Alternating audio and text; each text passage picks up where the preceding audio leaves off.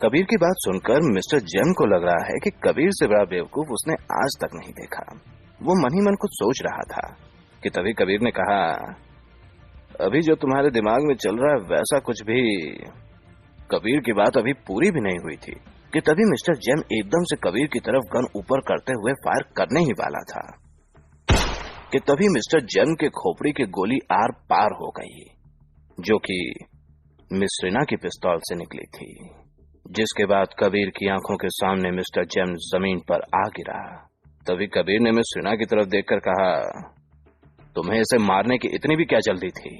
मुझे जल्दी नहीं है, मगर एक सेकंड भी अगर मैं लेट होती ना तो अभी इसकी जगह तुम मरे पड़े होते। मिस रीना ने कबीर से कहा। मिस रीना की इस बात को सुनकर कबीर ने कहा, तुम्हें साथ ही नहीं लाना चाहिए था, तो आ जाते ना अकेले। मिस रीना ने कहा और फिर कबीर के साथ ही उसने अपने कदम भी आगे बढ़ाए। जिसके बाद फिर कबीर ने भी मिस रीना की तरफ देखकर कहा, अगर इसके आदमी हमारे पीछे पड़ गए ना तो सच में हमारा तुम्हारे बाप को पकड़ पाना बहुत मुश्किल हो जाएगा। कुछ भी मुश्किल नहीं होगा, हम उन्हें आज रात ही पकड़ेंगे, मिस रीना ने कबीर से कहा।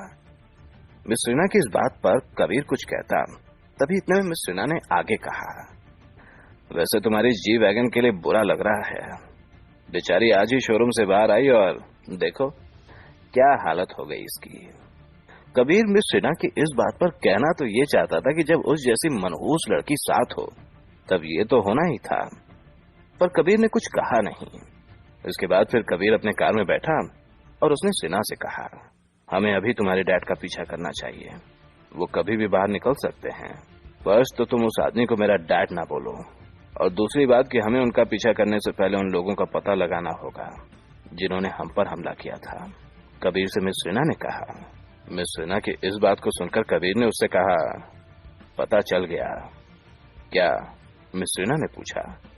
यही कि तुमने इस आदमी को मारकर सब कुछ खत्म कर दिया। अब मैं इसकी उस गैंग का पता कैसे लगा पाऊंगा जो फेक इंडियन करेंसी बनाती है। तुम्हें इसे नहीं मारना चाहिए था, सच में नहीं मारना चाहिए था, कबीर ने कहा। कबीर की इस बात पर मिस रीना ने गुस्सा करते हुए कहा, तुम्हारा दिमाग घुटनों में है क्या? अगर मैं एक सेकंड भी देर करती ना तो अभी तुम इस दुनिया से जा चुके होते। थैंक्स बोलने की बजाय तुम ये कह रहे हो कि ये नहीं होना था। हद है यार। मिस रीना की इस बात पर कबीर कुछ कहता, तभी कबीर का फिर से फोन बजा। कबीर ने देखा तो उसी आदमी का कॉल आ रहा है जिससे कबीर ने हथियार लिए थे। तो कबीर ने कॉल अटेंड करते हुए कहा, अभी टाइम है। टाइम ही नहीं है, अब भी नहीं आना तो बोल दो, क्योंकि ये लोग बाद में टल्ली हो जाएंगे, ये फिर किसी की बात नहीं सुनेंगे, तो सोच लो, सामने से उस आदमी ने कहा। जिसे सुनकर कबीर ने कहा, अब ये क्या मुसीबत है? ये गुंडे हैं, अच्छे खासे घर से नहीं हैं, इनकी जिंदगी पीने में ही रहती है, उस आदमी ने कहा। जिस पर कबीर ने कहा, ठीक है बताता हूँ, बस 1 घंटा और इंतजार कर लो। ये कहकर कबीर ने फोन काट दिया और फिर अपनी जी वैगन लेकर वहां से निकल गया, जहां एक और कबीर वापस जा रहा है। कबीर जिन लोगों के साथ मिलकर मारियो डेल्फ को पकड़ने वाला था, अब तो वो दोनों ही मारे गए हैं और मारियो डेल्फ को कबीर ने अब तक देखा भी नहीं है। वहीं दूसरी तरफ मिस्टर बल्ज ने अपने खास आदमी से कहा, तुम डेल्फ के लिए इंतजाम करो, आज रात वो यही हमारे साथ रहने वाला है। ये सुनकर मिस्टर बल्ज के खास आदमी ने कहा, ठीक है, और उन लोगों का कुछ पता चला कि कौन थे वो? मिस्टर बल्ज ने पूछा। जिस पर उनके खास आदमी ने जवाब दिया, नहीं, अभी तक तो कुछ पता नहीं लगा, पर जल्द ही पता लगा लेंगे। हाँ। इतना कहकर मिस्टर बल्ज अपनी व्हीलचेयर से चल दिया। वहीं दूसरी तरफ मिस्टर हेल के सामने बाकी के धरा रक्षक बैठे थे। सभी के चेहरे पर एक ही सवाल था कि कब वो लोग एंड्रे पर हमला करने वाले हैं। तभी मिस्टर हेल ने आर्तुक और लीजा की तरफ देखकर कहा, मुझे पता है तुम दोनों क्या सोच रहे हो। जब आपको पता है कि हम तैयार हैं, फिर किस बात का इंतजार कर रहे हैं? हमें उस मिस्टर अतीत को खत्म कर देना चाहिए। अब तो हमें उसकी लोकेशन भी पता चल गई है। आर्तुक ने अपनी आवाज में वजन लाते हुए कहा, जिसे सुनकर मिस्टर हेल ने आर्तुक से कहा, आज तुम्हें एक आदमी के बारे में बताता हूँ, जिसके बारे में शायद मुझे पहले ही बता देना चाहिए था। ये सुनकर सभी मिस्टर हेल की तरफ देखने लगे कि अब ये क्या बताने वाले हैं और ऐसा क्या बताने वाले हैं।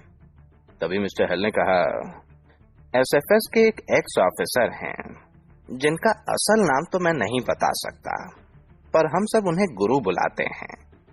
तो जब ये मिशन शुरू हुआ था तब हमें इस बारे में कोई आइडिया नहीं था, पर फिर उन्होंने हमें सब कुछ बताया और उसी के चलते कबीर एक ऐसे मिशन पर गया जिसमें हमारा कोई काम नहीं है। पर कबीर के उस मिशन की वजह से ही हाईकमान के ऑर्डर रुके पड़े हैं। हाईकमान को हम सब एक ऐसी ताकत के रूप में जानते आए हैं जो कभी भी किसी के आगे झुकती नहीं है। पर अभी कुछ टाइम पहले ही कुछ ऐसा पता चला है जो मैं तुम्हें बता भी नहीं सकता। कुछ ऐसा कि अगर वो बात बाहर आ गई तो सब कुछ खत्म होने के बराबर है। जिस तरह कबीर को एक काम दिया गया है, वैसे ही हमें भी एक काम मिला है, एक मिशन मिला है। मिशन मिस्टर अतीत को खत्म करने का। पर गुरु ने मना कर दिया। उन्होंने कहा है कि जब तक वो ना बोले हम एंड्रे पर हमला नहीं करेंगे, क्योंकि उन्हें ऐसा लगता है कि एंड्रे भी एक टाइम में एसएफएस का हिस्सा था। तो बस हम उनकी इजाजत के बगैर एंड्रे पर हमला नहीं करेंगे।